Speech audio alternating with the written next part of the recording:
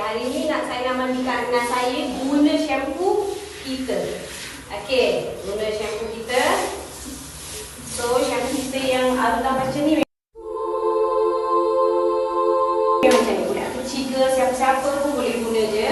Macam ni, warna hijau, memang bau pun tak kuatlah apa-apa. Tengok, bergumir macam ni.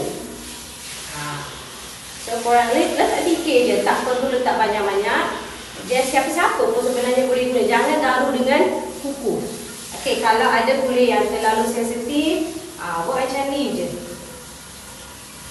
Buat macam ni. Dah biarkan sehingga macam 5 minit ke 10 minit ke 5 minit sekurang-kurangnya kita punya shampoo. So sekarang kita bagi Oksana oil secara percuma kan 20 ml. So saya letak aloe vera sekarang. Siapa nak bolehlah grab. So kita punya shampoo 200 ml ada logo logo Oksana Beauty.